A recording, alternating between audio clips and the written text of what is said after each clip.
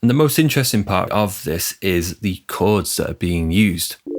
This chord here is a 7th chord. You just got to ignore this note here, but this is the 1st, 3rd, 5th, and then the 7th on the top. The second chord is also a 7th chord, and it works in the Phrygian scale, exactly the same layout, but of course the first chord has that top note inverted. But the third chord here is the interesting one because you can see that we have notes outside of our scale, in particular the E and the B up here.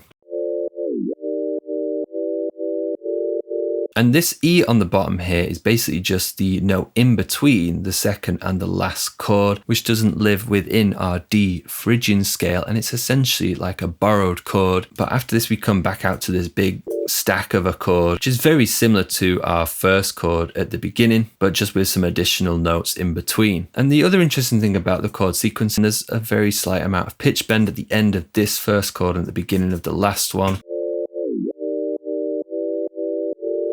You know, these tiny little variations and articulations really just help it come alive.